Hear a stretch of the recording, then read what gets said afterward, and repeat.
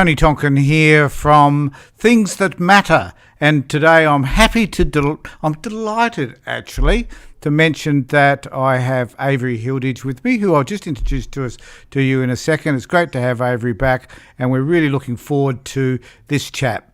So welcome everybody to Things That Matter.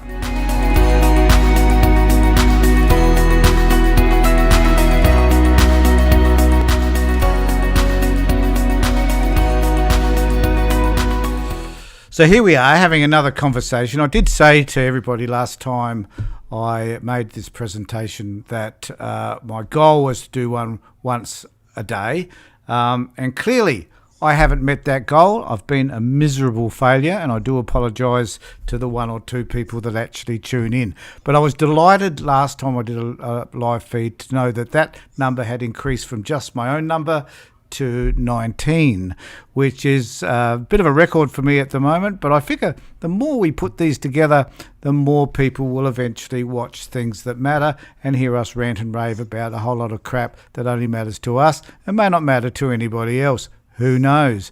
But I'd like to welcome Avery on board. How are you, mate? I'm good. How are you? I'm happy to say that after nearly 7 weeks fighting a chest infection, I'm 100% again. And it's great to have you back on this particular YouTube channel and Things That Matter, because it's been a bit lonely, to be honest, having these conversations with myself. I'll tell you what, Avery, I have been surprised that the conversations have lasted as long as they have, given I'm just talking to a camera and not aware as to who's online or not. So it's great to have you here. Yeah. So well, I've missed doing this.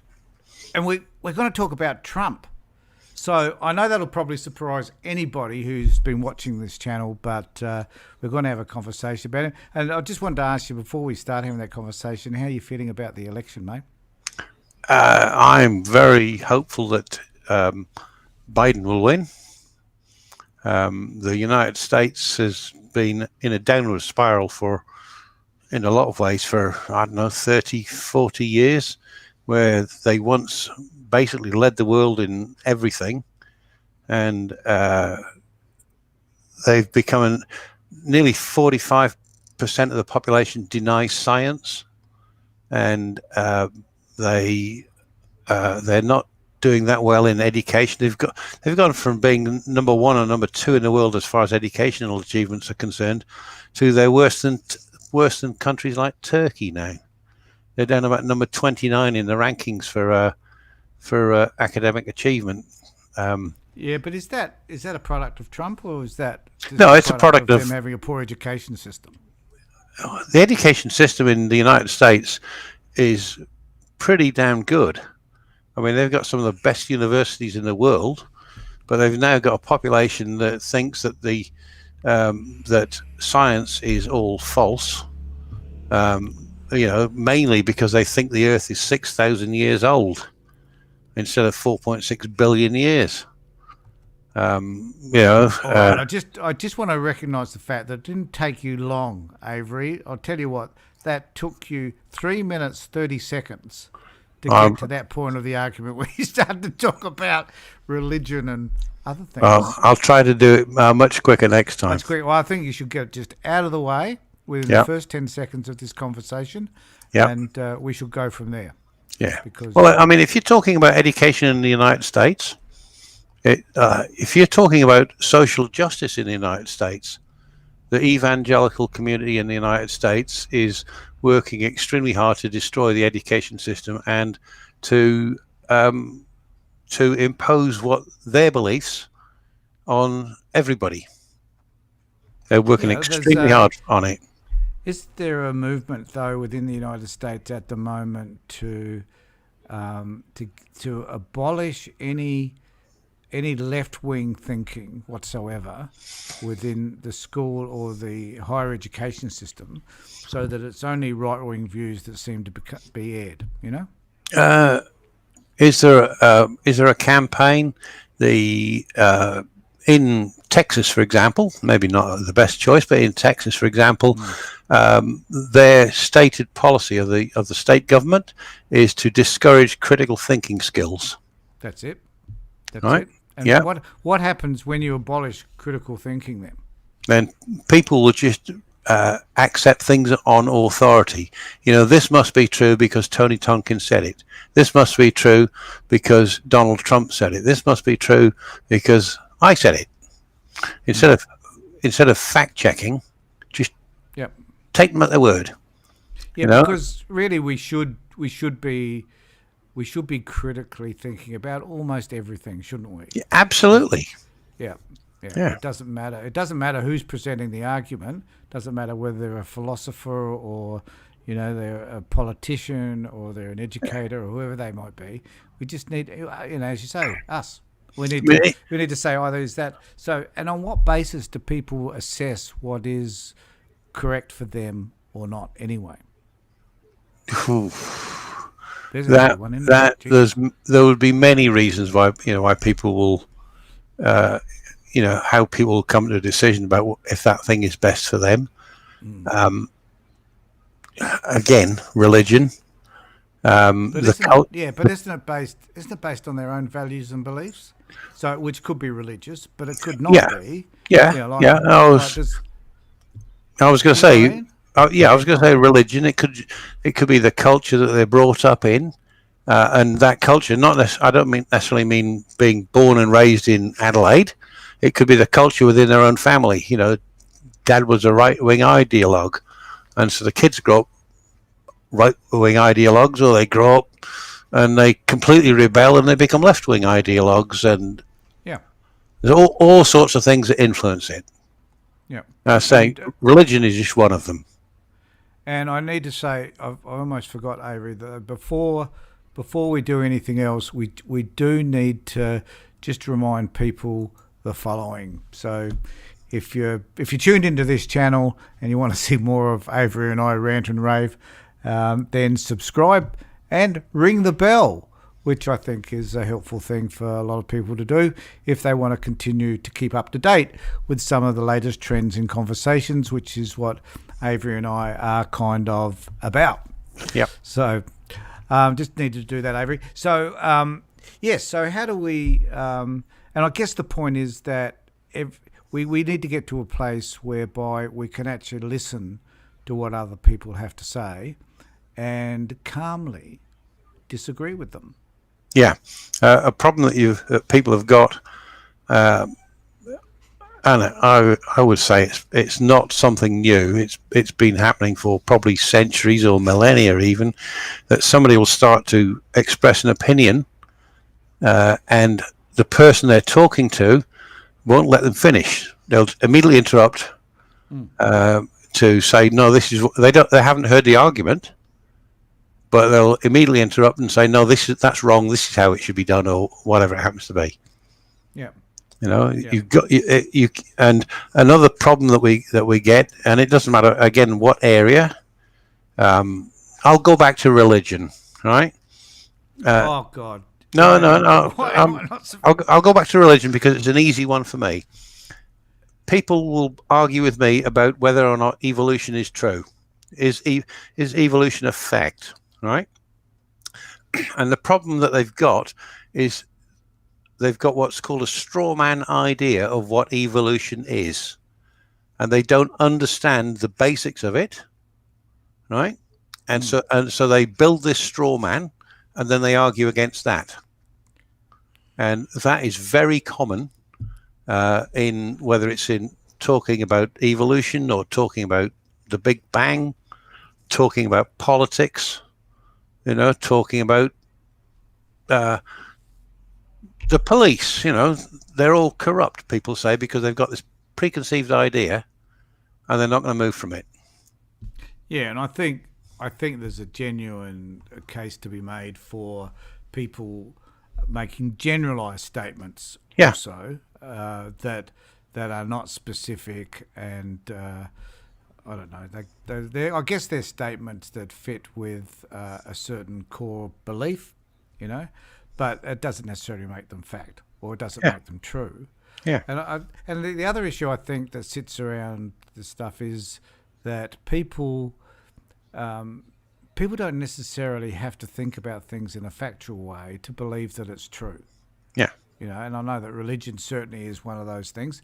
But I think of notions around Donald Trump, where they believe that Trump. Some people believe he's actually the saviour. I don't know what in the hell he's saving them from, but I guess it's that belief that I need somebody or something in my life that's going to save me from my greatest fear, which is being taken over by a communist or socialist or whatever the case might be.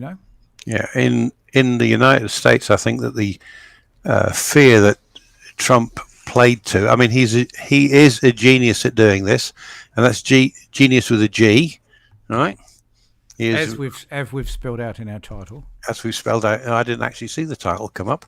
Stable Jeneous with a J. He recognised the fact that an awful lot of people are white people are worried about the fact that in about 40 years' time, whites will be a minority in the United States. They'll be like 48% white and 52% not white, either African American, Hispanic American, Indian American, that sort of thing. They'll be in a minority, and he played to that. I mean, the very first thing that he says when he came down the escalator in 2015, announcing his candidacy, was about Mexicans. They send us rapists, they're drug dealers, and things like that. He was playing to a fear that a lot of people in the United States had, and he's very, very smart at doing that. As a businessman, he's got a lot of crap, but he's That's true. That's true. But I think what amazes me about a lot of this stuff, in terms of the way we evaluate what is true and what is not, is about, and this is where I think Biden's a bit ahead of the game, and a lot of people are switching onto him, is that it's about character. Yeah. So it's about how you read somebody, and whether or not you believe that is the type of person that you're interested in terms of running your country, and that I think that a lot of people are starting to understand that it is about character. Because when you look, and we're going to have a look at that in a moment with a couple of videos that I've got, but when you look at his character, you start to realise that it's lagging.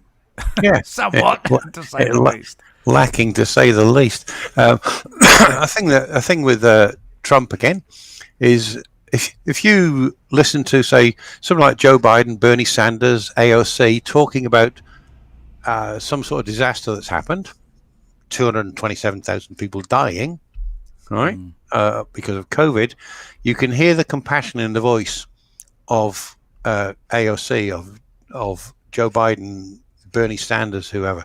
When Trump does it, it sounds fake. He does not sound like he means it. Yeah.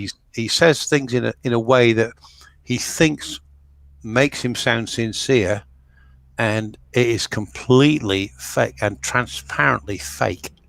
He's making it up. He's just, he's playing to an audience of his. He's only really, he's not talking to the 330 million people that live in the United States. He's talking to his base, nobody else. Yeah, that's right. And someone did mention the other day that base seems to be shrinking. Yeah. When one looks at the number of people he had supporting him that were white women, that were educated, who were college degrees, and so on. You look at that, then that base has actually slipped away.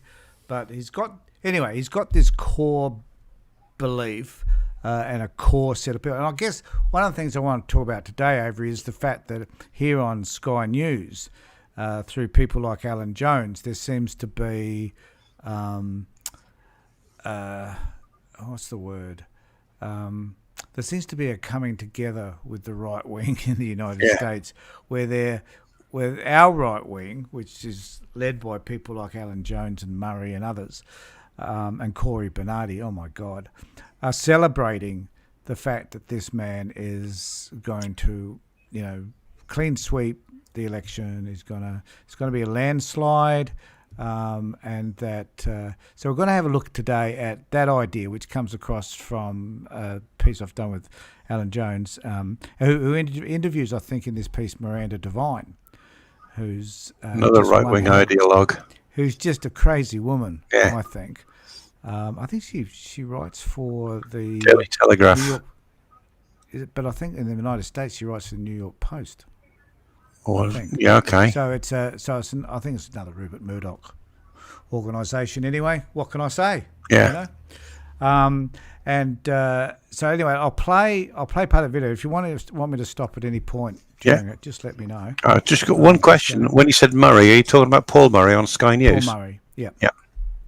I always forget their names. There's a whole group of them that are, and so I guess what disturbs me is that the other day they did a piece on the election, and some of the feedback they got was from how the right-wing media, or the media in Australia, is at least talking about the issues that the left-wing media or the mainstream media in the United States don't talk about. Of course, what do you think they were talking about? They were talking about the laptop, Hunter Biden's laptop. Yeah. And Giuliani's laptop. Yeah, Giuliani's, yeah. We'll talk about him later if you like too. But so there seems to be, so there's this focus over here on a story which isn't being focused on the US unless you belong to Fox News. Yeah. Because it's unfounded. Yeah. No journalist has been able to validate any of the information that Giuliani's come up with, and the FBI have done nothing about it either. So one wonders exactly what it's all about. And I did a piece on it, actually. You probably haven't seen it, which was last week, I think. I did this piece where I drew up on Word a similar document to the one that they said was the email that came from that Hunter Biden apparently had either sent or received. Yeah. I can't remember. And I thought if that's all the evidence they've got is this email, which you can draw up on Word and make it look the same, then without any real headers or anything, then I'm buggered if I know what information they actually do have. Yeah. So I'll play it, and then we will comment it along the way or when it finishes. Is that okay? Yep, fine. Done. Well, each week we talk to the New York Post columnist Miranda Devine. Before we go to Miranda, I watched a few moments of Donald Trump's performance yesterday at the rally in Nevada. I tell you what, his energy is unmatched when it comes down to him or Joe Biden. But what his rallies show is that Trump is absolutely correct when he says that he's done more for America in 40... So you can't hear that? Can't hear him at all. I'll just try and work out why not. Because it is important that you hear him at least. I'll just try and put it on again and see whether or not I can just fix it. Yep. Okay, Tony. What Biden has done in 47 years. And in an age where people fear that the rules are set by an elite from which they are excluded, Donald Trump is the public's champion. One other thing I learned from watching is this Trivial Pursuit question: how many miles of Trump's border wall no sound, but that's the most sensible thing he's ever said. Just hold on for a second. It's extraordinary No stuff. sound Let's go to coming out of his Miranda mouth. and see where we are at the latest. Miranda, good evening to you and thank you for your time. Good evening, Alan. How are you? I'm very well, thank you. What is happening? Well, as you say, Donald Trump is barnstorming around the country, doing up to 3 rallies a day. Meantime, in the last 10 days since the New York Post broke the Hunter Biden laptop from hell story, Joe Biden seems to have spent a lot of time in the basement. I think he's come out 3 times to make some very short interstate trips. Interrupt you. I want to congratulate you on the guts you've shown. Could you hear that at all? Not a word. I saw. So I don't know why. I saw the headline at the bottom. Biden bumbled his way through the debate. They must have been watching a different debate. I think they were. I just talk about that for a bit. I'll just see whether I can adjust that that issue. Yeah, I don't know how they can say that Biden bumbled. What's his name? Trump didn't answer a single question. He spent all of his time attacking Biden instead of attacking Biden's policies. Another way of fallaciously arguing: attack the person and not their argument. Every question that was put to Biden, he attempted to answer it. Every question that, as I say, went to Trump, He just said, "Oh, look at him. What about him?" You know, and Trump is an empty vessel making a lot of noise. He is. And can you hear me now? Okay. I can hear you. I just couldn't hear the videos. That story. You'll never return home. America love this lady, but why hasn't this gained more traction? Because most of the media seems to be covering up for Biden, and they've decided. I mean, Christiane Amanpour on CNN yesterday was telling everybody, well, look, this is not a story, and we're not going to do the job of the Trump campaign by investigating it, which is insane. The story is much bigger now than Hunter Biden's laptop. You know, Tony Bobulinski has come out and testified that Joe Biden knew what was going on with his family's cash for influence scheme. It's a scam. I just want we'll just stop it for a moment. Where does that come from? Who's this other person that they're talking about? Tony Bobulinski. Yeah, I have heard the name. Where are they getting it from? They're plucking it straight out their backsides. Yeah, I guess this is what frustrates me no end, is that there's no real justification or evidence that they produce that validates anything that they're saying at all. It just seems to be hearsay, conjecture.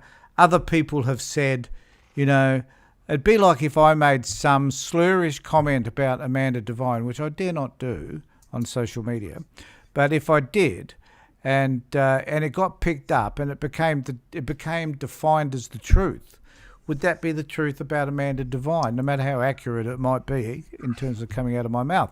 But you know, so what makes it the truth? I guess that's the issue that we're trying to discuss here, isn't it? What would make it the truth is if Miranda Devine, Alan Jones, Donald Trump, Tony Bobulinski, who, by the way, is a sportscaster on 247 Sports in the United States. So he would be well versed in politics. He'd know them. Yeah. What would make it true was them presenting evidence that could be independently verified, that has not come from a questionable source like Rudy Giuliani. Right. It's the same with any claim that anybody makes. If they can't back it up with evidence, right? She can say Miranda Devine there can say, I know this is true. Well, show that it's true, because if you can't show it, then you don't know it. She just thinks it's true, and she is, and Alan Jones, typical of what we were talking about right at the beginning, accepting something on the word of somebody else. Yep. So let's continue with her, because she's got more crap to spout. So let's listen to it, and we'll talk about it. Yeah. And it really reflects very badly on Joe Biden. And it's interesting, there was a poll out today that just showed that the majority of Americans, despite the censorship of Facebook and Twitter, actually believe that Joe Biden knew what was going on with Hunter Biden's shady business deals and also may have benefited from it.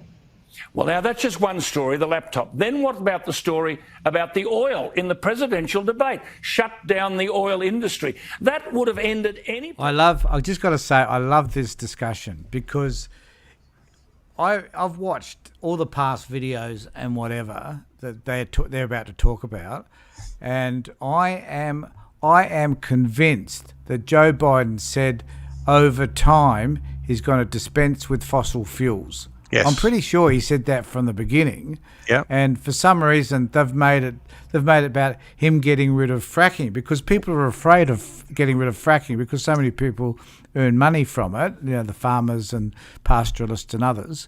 So they make the big deal about that. But why would you object to eventually getting rid of fossil fuels? Because he's got fossil fuel lobbyists who are paying him and paying the others in the Republican Party. One of the reasons that he's going on about it is because Pennsylvania is a big oil producing state, and most of the oil that they produce is done through fracking. Yeah, and that's right. If he says Joe Biden is going to close down fracking in Pennsylvania on day one of his presidency, what he's hoping that will happen is that all those people who might be thinking about voting for Joe because they're sick and tired of Trump will say, no, we better vote for Trump. That you said, you wonder why. It's purely fear-mongering again, lying. Right? Trump is a pathological liar. Yep. He cannot help himself. Right? Yep. He's a pathological liar, and it's just fear-mongering.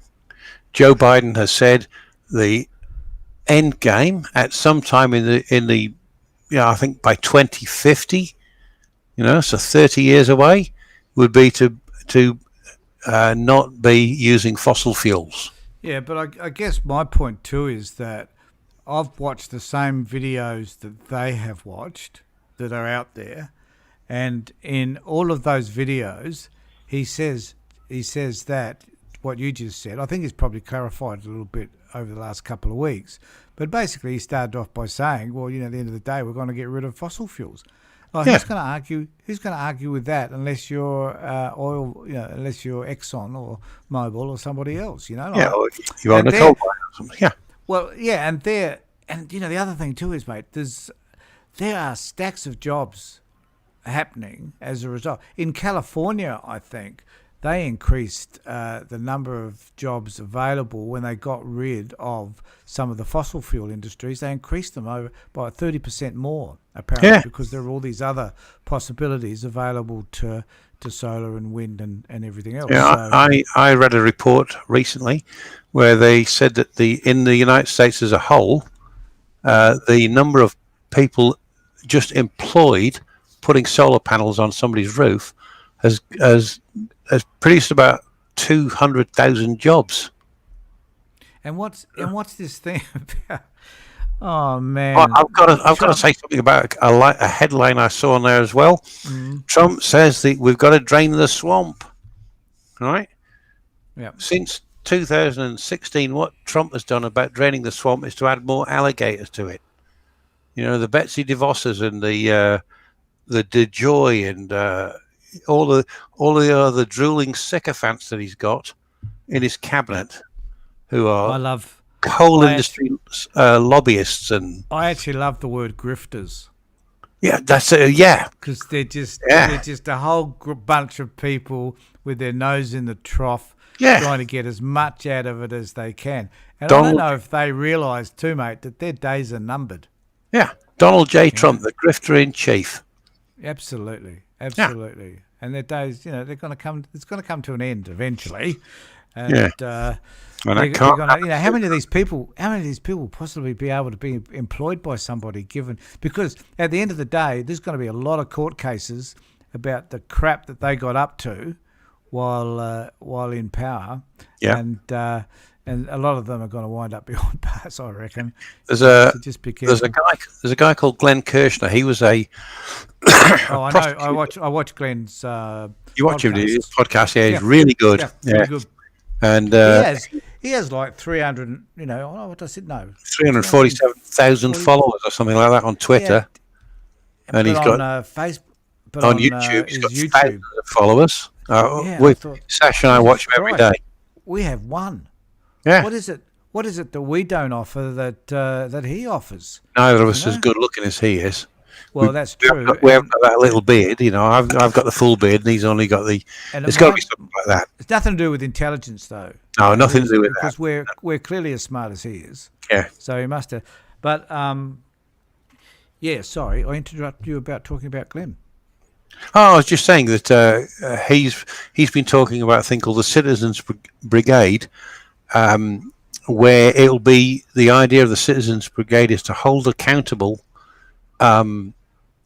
Donald Trump and his cronies, his enablers, people like the Jim Jordans of this world, the Moscow Mitches, the Gorky Graham. What about Hannity and those sort of guys? Hannity. Well, Hannity's a talking head on the TV. We know who he is, but is he? Is he somehow... See, and I think I saw something the other day. I actually didn't watch the whole thing, but it was actually talking about that when Trump leaves office, which hopefully will be the 20th or whatever it is of January next year, that that he'll set up a TV station and he'll take the likes of Hannity and Tucker Carlson and other guys with him. And I think, oh, thank God. But what will Murdoch do then? Unless Murdoch funds him, of course, to be another right wing Trump station. I would say they would just carry on. But my guess is, I think the interesting thing though is that if Trump starts another network, it'll fail. Of course, like everything else. Trump Stakes, Trump University, Trump Charities, Trump airline, Trump casinos, 3 casinos. How can anybody? They're cash cows, right? Yeah, they're money-making machines. How can they're money-making machines? And he went, was bankrupt on 3 of them. Yeah, but apparently he borrowed far more money than what the actual place was worth. Part of the problem that I've just finished reading a book about his business enterprises, and with those casinos, he had 3 casinos within half a mile of each other. So he had 3 casinos or a mile of each other. 3 casinos. I think there was one that was on this side of the road and one on that side of the road, and then there was one about 3/4 mile away down there. And he had 3 casinos within a very short distance, all competing with each other. Yes, interestingly enough, we don't find McDonald's on opposing corners, do we? No. They spread. Find Starbucks on opposing corners, and they're going down the drain as well, which is where Starbucks coffee belongs. That's true, actually. It's pretty crappy. Hasn't taken off so much in Australia, though, has it? No. So I just want to continue with more of Amanda Devine. And before you do, I just thought it was to do with the fracking. Yep. One of the things that Joe Biden said was that he will be stopping fracking on federal land. That's right. Yep. But privately owned land or state-owned land, not going to do anything about fracking on that. But on federally owned land, no fracking. That's right. And why not? That's their government land. They can do whatever they like on that, and that's not going to impact others. So I just want to go over to some more of the videos. So here presidential campaign, if the media were half fair. Yes, and also if you hadn't had 60 million voters already have voted because of this early voting, because of the pandemic, which really skews the situation. But it has done him enormous damage in Pennsylvania in particular, because in Pennsylvania only 22% of voters have voted early. And Pennsylvania, of course, is a fracking state. It's an oil and gas state. And they already didn't trust Joe Biden because he's flip-flopped so much on fracking, saying several times that he would ban it and then denying he ever said such a thing, even though it's on tape. But the fact that during the debate last week, he said to Donald Trump that he was going to kill off the oil industry, or in his words, transition out of it, is just anathema to Pennsylvania. Astonishing. Alan, it's not just Pennsylvania or the oil states. It's the corn farmers in Minnesota, Wisconsin. Surely Michigan. They've woken up. Just a quick one before you go. Today, the very significant decision with Amy Coney Barrett. That's a big triumph for Trump, isn't it? Sure is. It's his 3rd justice. It actually cements the conservative bent or the originalist bent on the Supreme Court. She's superb, and she's a real role model for women. Absolutely. A woman who's a good family woman and, has 7 children, but also is an incredibly successful career. Yeah, I wonder how many children Miranda Devine has got. Right? Probably not that it's really relevant, but she's saying what the role model, But in 2020, do we want people to be having 7 children? She's adopted them. I think most of them are Coney adopted. Barrett? No, Barrett. Don't know. Most of them 7, are adopted. if she's adopted them, good on her. That's 7. If she's adopted 5 of them, that would be 5 kids that have got home that But didn't I did have hear. So there's a few things there, Avery. Number one is that they were wrong in terms of that stuff. We've already talked about in terms of the fracking thing. Yeah. But with regard to Barrett, I have heard some whispers that that she may not be that she might be a disappointment to Donald Trump and others, because there are some issues that she may not necessarily vote on based on her principles. So and that's the argument. The argument is that, should someone in her position vote on their principles and their values, or should they vote on something based on the current law? They're supposed to vote on the Constitution. Yeah, or the Constitution, which is... And the Constitution says that you will not take into account any religious things. The government will not interfere in religious matters whatsoever. So, separation of power, as the separation of the First Amendment, that's freedom of speech. Part of the First Amendment is also the separation of church and state.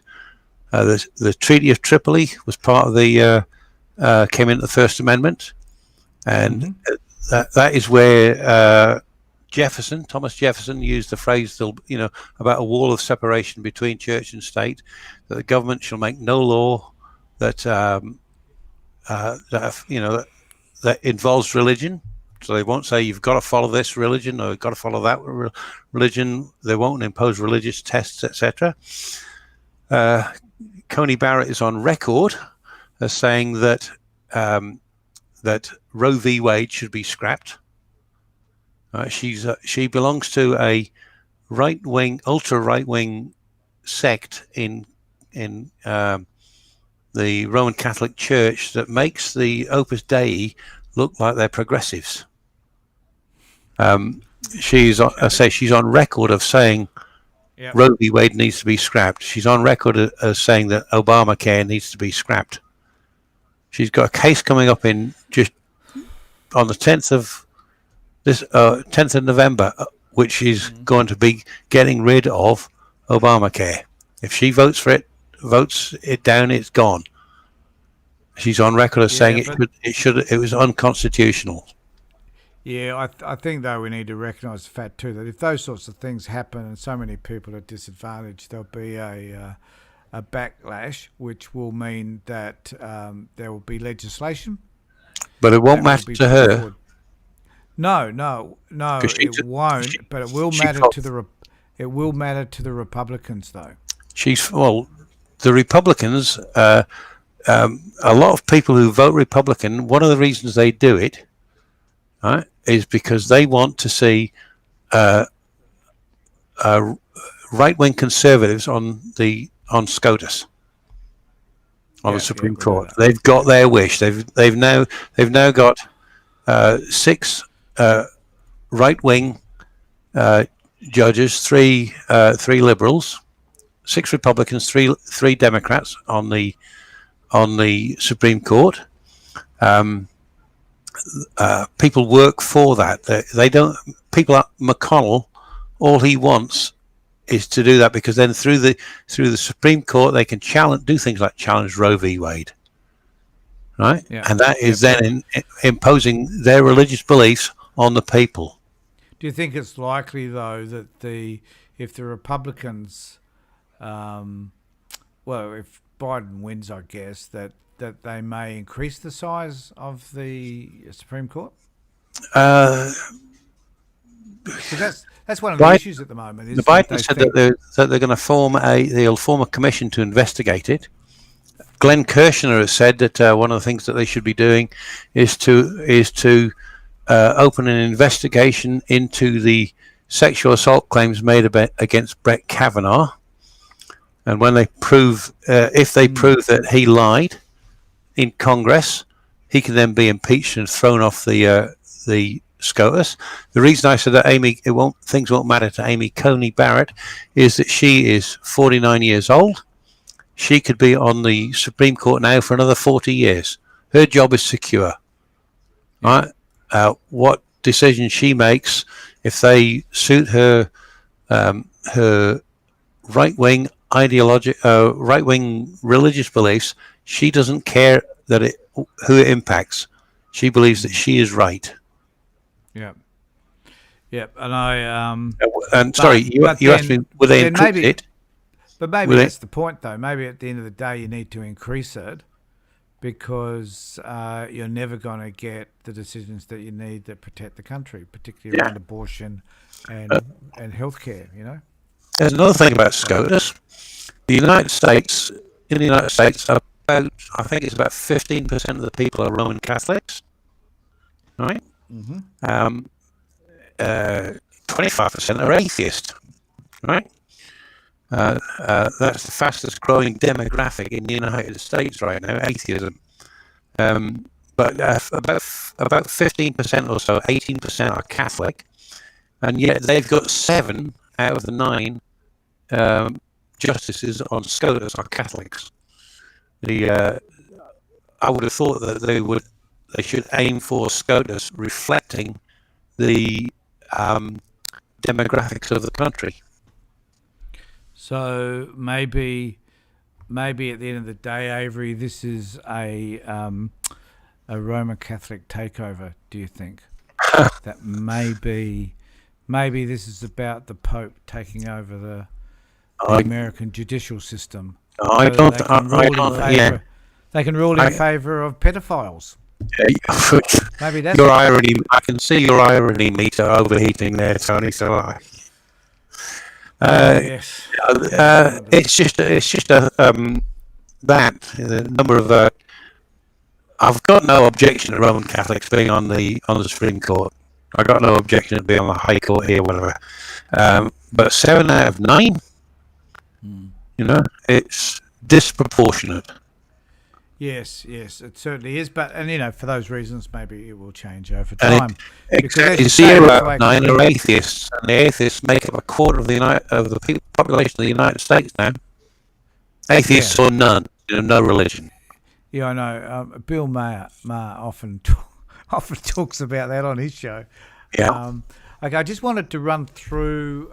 So, we've looked at what some of the Australian right-wing media are saying, and it's extremely disappointing because they're irrational and just don't seem to make sense to me. But why aren't we listening to people that actually know Donald Trump? So I had a look at a video yesterday that MSNBC had released that does have 3 people that knew Donald Trump intimately, apart from his wives and Stormy Daniels, and his children. Apart from them. So I think it's interesting to recognise what they have to say. Now the difference to me here, Avery, is that these 3 people know him intimately, and they've worked with him for many, many years, and so they understand who he actually is. And remember at the beginning of this conversation, we're having a conversation about character and how important character is. Well, these people know his character. So I thought we'd just play some snippets from this interview, and then we'll talk about it. Okay? I want to just begin this segment here with the contrast specifically to Joe Biden. Each of you have links to Trump. In some ways, your lives might be easier to just not be out and around this week.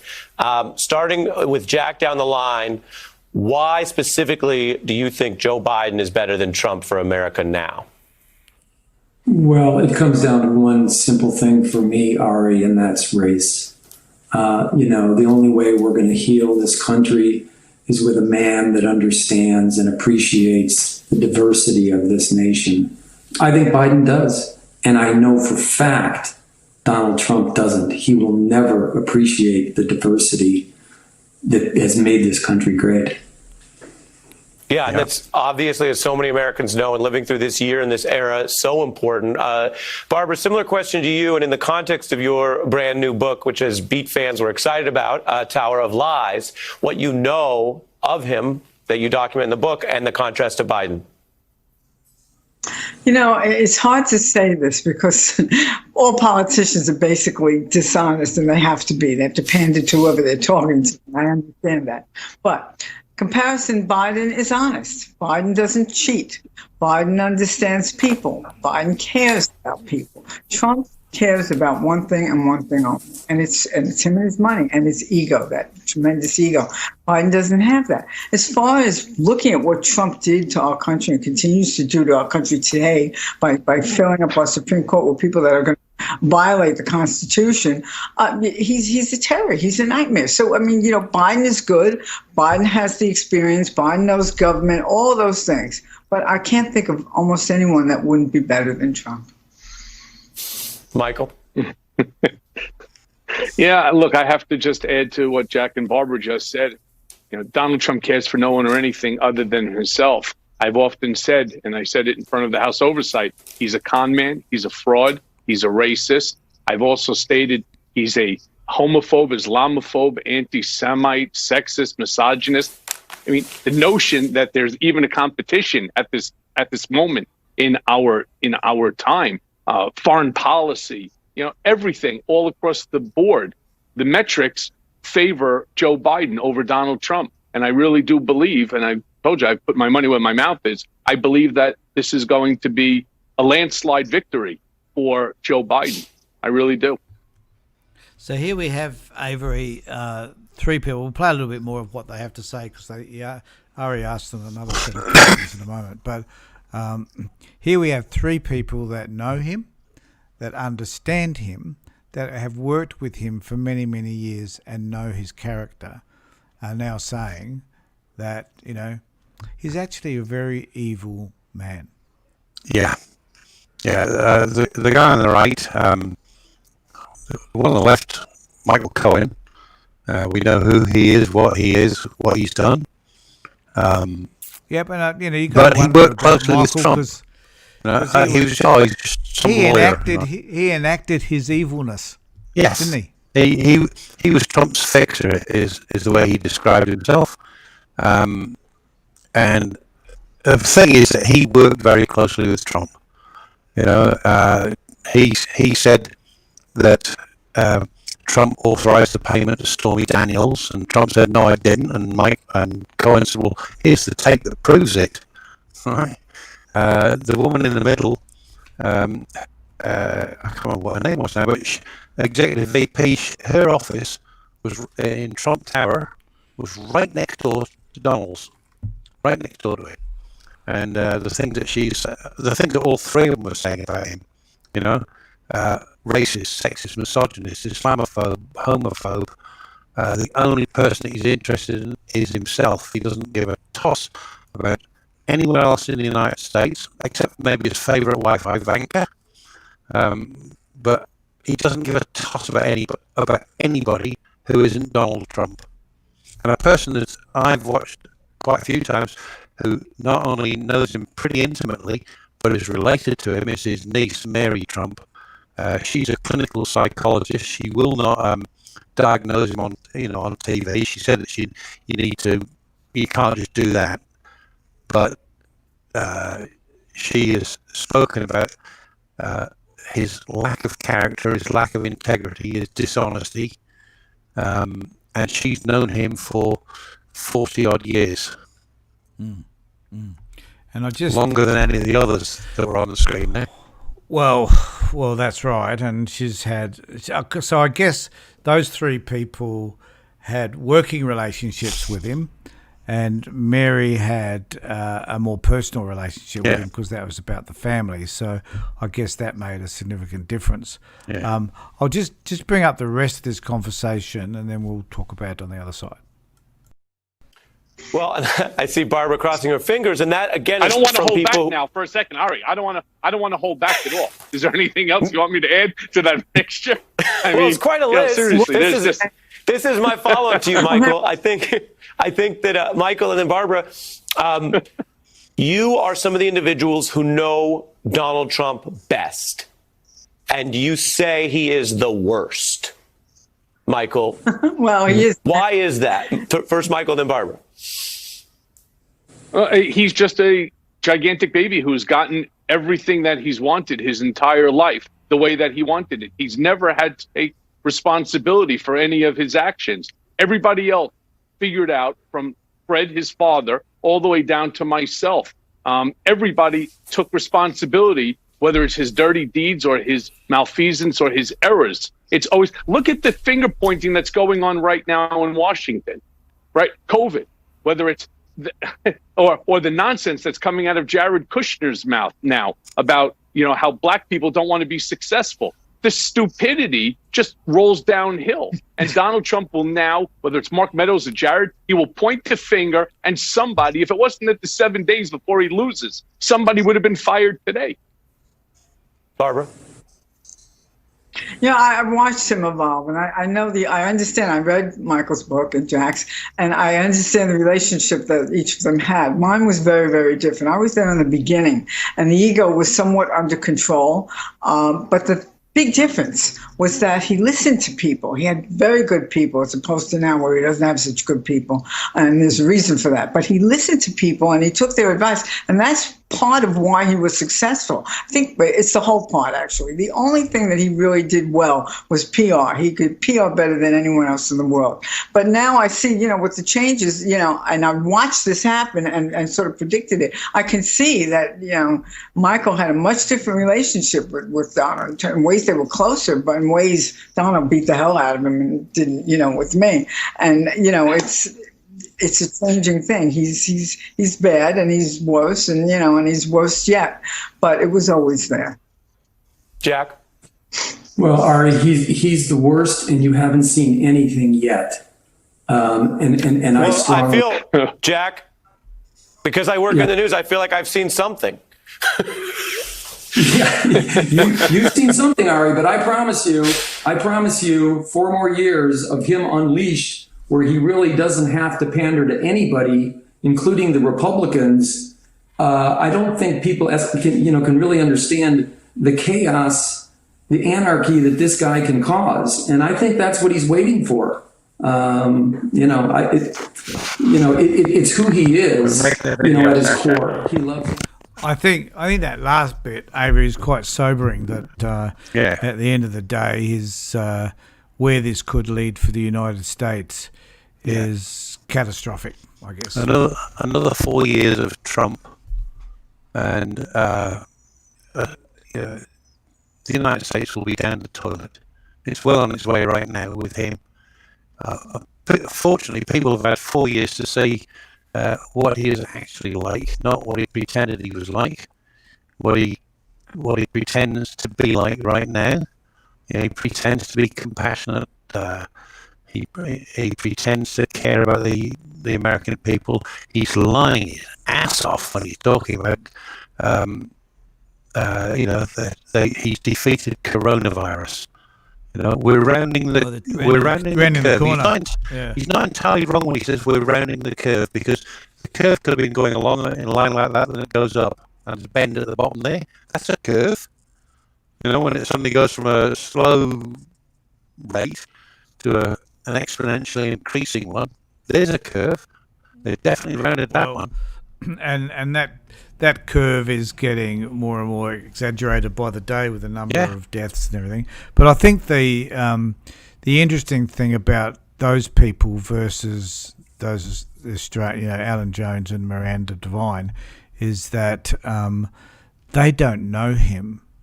So we should listen to what people have to say about people they know. Now, I appreciate they have their own biases. I wonder often whether Michael Cohen, had he not been caught out and had he not been hung out to dry by Trump, whether he might have, stuck with him as well.